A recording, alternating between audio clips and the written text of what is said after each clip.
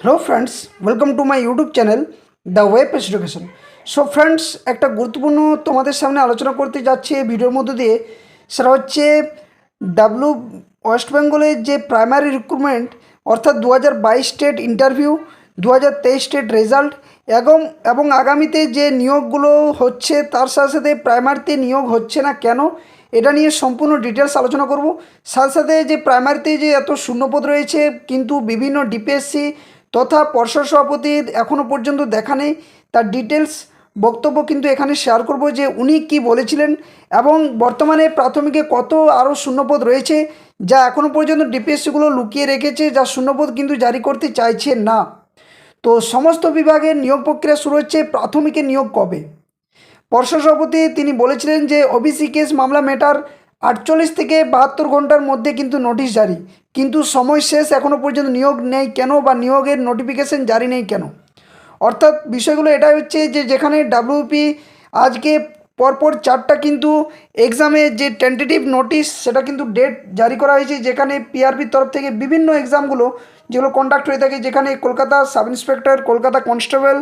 WP sub inspector, WP constable 4টার কিন্তু পরীক্ষার টেন্টেটিভ ডেট কিন্তু ঘোষণা করা হয়েছে।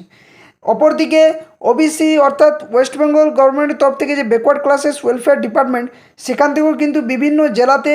এবং বিভিন্ন যে আধিকারিকরা রয়েছে তাদের কাছে কিন্তু একটা ইনফরমেশন পাঠিয়ে দেওয়া হয়েছে যে নতুন যে 140টা ওবিসি লিস্ট রাজ্য সরকার তরফ থেকে প্রকাশ করা হয়েছিল তার ভিত্তিতে কিন্তু উইন্ডো ওপেন হবে এবং যেখানে নতুন করে যারা ওবিসি এ এবং ওবিসি বি এর মধ্যে বিভিন্ন তালিকাতে রয়েছে তাদের কাস্ট, তারা কিন্তু সংশোধন করে আবারও নতুন করে অনলাইনের মধ্য দিয়ে বা যেভাবে ওবিসি সার্টিফিকেট আগে বানানো হতো ঠিক একইভাবে কিন্তু বানানোর নির্দেশের নোটিশও কিন্তু জারি করা হয়েছে West Bengal backward classes welfare ডিপার্টমেন্টের তরফ থেকে। অর্থাৎ সমস্ত দিকের কিন্তু একটার পর একটা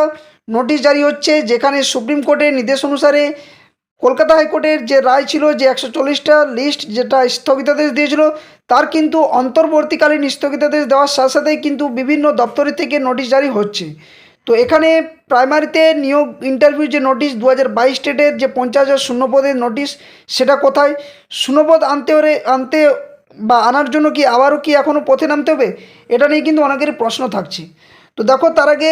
ভিডিওটা শেষ পর্যন্ত দেখো এবং যে যে বিষয়গুলো বলছি অবশ্যই কিন্তু বলবো যে ভিডিওটা সকলের সামনে বিভিন্ন ইউটিউব প্ল্যাটফর্ম থেকে শুরু করে সোশ্যাল মিডিয়ার যে সমস্ত প্ল্যাটফর্ম রয়েছে সেখানে কিন্তু শেয়ার করো, যাতে করে সমস্ত ইউটিউব চ্যানেল যারা এই ধরনের প্রাইমারি টিচিং রিলেটেড যে এক্সামের প্রিপারেশন চালিয়ে যান, অফলাইন হোক বা অনলাইন হোক, সমস্ত ইউটিউব চ্যানেল থেকে শুরু করে বিভিন্ন সোশ্যাল মিডিয়া প্ল্যাটফর্মে কিন্তু শেয়ার করো ভিডিওটা, যাতে করে এবার কিন্তু অন্তত প্রাথমিকের যে নিয়োগ সেটা কিন্তু চাই। যেখানে পর্ষদ সভাপতি বলেছিলেন বছরে 2বার নিয়োগ হবে, কোনো টেট পাস চাকরি প্রার্থী বসে থাকবেন না, কিন্তু এখনও পর্যন্ত 2022 স্টেটের যা পরিস্থিতি তাতে করে 3 বছর অতিক্রান্ত, যেখানে পর্ষদ সভাপতি নিজে বলেছিলেন সাংবাদিক সম্মেলনের মধ্য দিয়ে বা সাংবাদিক মাধ্যমে, যেখানে তিনি বলেছিলেন যে ওবিসি কেস মামলা না মেটা পর্যন্ত কোনো নিয়োগ প্রক্রিয়া করতে পারছি না এবং ওবিসি কেস মামলা যদি মিটে যায় আমি তাৎক্ষণিক কিন্তু পর্ষদের তরফ থেকে কিন্তু সরকারের কাছে বা অর্থ দপ্তরের কাছে কিন্তু আমি এই যে নিয়োগ সে নিয়োগের জন্য নোটিশ চাইব এবং দ্রুততার সাথে 48 থেকে 72 ঘন্টার মধ্যে নোটিশ জারি করব। কিন্তু তার সময় কিন্তু শেষ এবং ডেডলাইন শুরু হয়ে গেছে। তো এখানে প্রাথমিক 2022 স্টেট যারা চাকরি প্রার্থী রয়েছে, যারা হবু শিক্ষক শিক্ষিকা মহাশয়রা রয়েছেন, তাদের এই মুহূর্তে কি করা উচিত? কারণ দীর্ঘদিন ধরে কলকাতার রাজপথে নামা সত্ত্বেও এখনও পর্যন্ত প্রাথমিক পর্ষদের দেখা নেই, যেখানে তিনি বারবার বিভিন্ন মাধ্যমে তিনি বলেছিলেন সংবাদ মাধ্যমে যে নিয়োগ করতে রাজি আছি, 50,000 শূন্যপদে নিয়োগ করতে আমি রাজি আছি, সরকারের তরফ থেকে নোটিশ এলে আমি কিন্তু 24 ঘন্টার মধ্যে নোটিশ জারি করব প্রাথমিকে নিয়োগের জন্য। কিন্তু কোথায় সেই নোটিশ এবং কবে সেই নিয়োগ প্রক্রিয়া? তো এখানে একটা বিষয় আমি এর আগে অনেকবার ভিডিওতে যেটা দিয়েছিলাম যে প্রাথমিকে কত শূন্যপদ রয়েছে সেটা নিয়ে আমি একটা পুরোনো ভিডিওটা আবারও কিন্তু তার পিডিএফটা আমি অবশ্যই শেয়ার করব আমার অফিসিয়াল টেলিগ্রাম চ্যানেলে। যারা অফিসিয়াল টেলিগ্রাম চ্যানেলে যুক্ত হওনি এখনও পর্যন্ত, ভিডিও ডেসক্রিপশন বক্সে আমি অফিসিয়াল টেলিগ্রাম চ্যানেল লিঙ্ক এবং অফিসিয়াল ফেসবুক পেজ লিঙ্ক দিয়ে দেবো, সেখানে কিন্তু যুক্ত হয়ে যাবে। এবং এই যে ডার্ক ফেস যেটা আমি বলেছিলাম যে পশ্চিমবঙ্গে প্রাথমিকে এখনও পর্যন্ত প্রত্যেক জেলা অর্থাৎ 23 জেলাতে মোট কত শূন্যপদ রয়েছে তার কিন্তু সম্পূর্ণ ডিটেলস কিন্তু আমি ভিডিওতে শেয়ার করেছিলাম। এই ভিডিওটি যারা দেখোনি অবশ্যই কিন্তু ভিডিওটি দেখে নেবে, চ্যানেলের ভিডিও লিস্টগুলোতে দেখলেই কিন্তু দেখতে পাবে, এখানে নিউজ আপডেট বলে যেখানে রয়েছে সেখানে কিন্তু এটা দেওয়া রয়েছে যে প্রাথমিকে এখনও পর্যন্ত হাজার হাজার শূন্যপদ কিন্তু রয়েছে, যেখানে 50,000 কেন এখনও পর্যন্ত যে 70,000 শূন্যপদ দেয় তাও কিন্তু পূর্ণ হবে না। কারণ একটাই, অনেকে হয়তো বলবে যে প্রাথমিকে শিক্ষকদের সংখ্যা বেশি রয়েছে, শিক্ষার্থীর সংখ্যা কম, কিন্তু একটা কথা বলে রাখি যে আরটিই অর্থাৎ রাইট টু এডুকেশন অ্যাক্ট অনুসারে একটা কথা বলা রয়েছে 2009-এ যে প্রত্যেক বিদ্যালয়ে ফ্রি অ্যান্ড কম্পালসারি এডুকেশনের সাথে সাথে ক্লাস 1 to 5 ইনক্লুড, অর্থাৎ ক্লাস 1 to 5-এর মধ্যে কিন্তু পঠন পাঠন প্রত্যেকটা প্রাথমিক বিদ্যালয় হবে। সেই মোতাবেক রাজ্যে কিন্তু এখনও পর্যন্ত সমস্ত জেলাতে বা সমস্ত বিদ্যালয়গুলোতে প্রাথমিক শিক্ষক নিয়োগ হয়নি ক্লাস 5 পর্যন্ত, যেখানে প্রাথমিকে পঞ্চম শ্রেণী পর্যন্ত পড়ানোর জন্য মোট কিন্তু 2335টা মতো প্রাথমিক বিদ্যালয়ে কিন্তু পঞ্চম শ্রেণী ইনক্লুড হওয়ার কথা, যেটা হয়েছে 2024 নভেম্বরের মধ্যে। কিন্তু এখনও পর্যন্ত আরও অনেক প্রাথমিক বিদ্যালয় রয়েছে যেখানে এখনও পর্যন্ত কোনো প্রাথমিক ক্লাস 5 পর্যন্ত কিন্তু পঠন পাঠন শুরু হয়নি। তো সেটা নিয়ে কিন্তু সরকারের কোনো পদক্ষেপ নেই। দ্বিতীয় বক্তব্য যেটা হচ্ছে প্রত্যেকটা ক্লাসের জন্য একজন করে ইন্ডিভিজুয়াল শিক্ষক বা শিক্ষিকা মহাশয় থাকবেন। তার থেকেও আর একটা গুরুত্বপূর্ণ 3 নম্বর বিষয়, সেটা হচ্ছে রেশিও মেনটেন, অর্থাৎ প্রত্যেক 30 জন শিক্ষার্থীর পেছনে একজন শিক্ষক বা শিক্ষিকা থাকবেন, অর্থাৎ 30:1 বা 1:30 রেশিওতে কিন্তু মেনটেন, যেটা এখনও পর্যন্ত অনেক বিদ্যালয়ে হয়নি। আর সর্বোপরি একটা কথা, যে রাজ্যের প্রাইভেটাইজেশন যে বিদ্যালয়গুলো সেখানে কিন্তু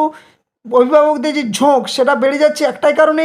যে সরকার পোষিত যে সমস্ত প্রাথমিক বিদ্যালয় রয়েছে অর্থাৎ গভর্নমেন্ট এডেড যে সমস্ত প্রাইমারি বিদ্যালয় বা স্কুলগুলো রয়েছে সেখানে শিক্ষক এবং ইনফ্রাস্ট্রাকচারের অভাবের জন্য এখনও পর্যন্ত সমস্ত শিক্ষার্থীদের প্রাথমিক যে গভর্নমেন্ট স্কুলগুলোতে তার আঙিনায় আনতে পারা যাচ্ছে না। তো এই দিকে কিন্তু রাজ্য সরকারের কোনো পদক্ষেপ নেই, যেখানে elementary education right to education অ্যাক্টে বলা রয়েছে যে প্রাথমিক শিক্ষা বাধ্যতামূলক, কিন্তু রাজ্যের যে অবস্থা সেখানে প্রাথমিক বিদ্যালয় প্রায় অনেক বিদ্যালয়গুলো প্রায় বন্ধ। তো এখানে যে শূন্যপদের ব্যাপারটা তার ডিটেলস আমি কিন্তু একদম বলছি না, কারণ এর আগে দুবার ভিডিওতে বলেছি, অবশ্যই পিডিএফটা শেয়ার করা হবে, সেখানে অবশ্যই তোমরা দেখে নেবে ইউটিউব যে টেলিগ্রাম চ্যানেল সেখানে। কিন্তু একটা কথা বলে রাখি, প্রত্যেক জেলাতে অর্থাৎ মোট যে 23টা জেলা রয়েছে এখানে কিন্তু বলে রাখি যে প্রত্যেক জেলাতে 1200 থেকে কিন্তু 1500 শূন্যপদ, একটা অ্যাপ্রক্সিমেটলি আমি গড় বলছি, এতটা কিন্তু শূন্যপদ এখনও পর্যন্ত রয়েছে। এখনও পর্যন্ত এটা যদি নিয়োগ করতে চাই এই মুহূর্তে, পরবর্তী 2023 টেট তো রয়েছে, সাথে সাথে আরও যদি টেট নেই যেখানে বছরের পর বছর কিন্তু অনেক শিক্ষক শিক্ষিকা মহাশয়রা যারা রিটায়ারমেন্ট করছেন সেখানে দীর্ঘ 5 বছর ধরে যেখানে কোনো নিয়োগ প্রক্রিয়া হয়নি, সেখানে 5 বছরের অন্তত পক্ষে 10,000 শিক্ষক শিক্ষিকা কিন্তু রিটায়ারমেন্ট করেছে।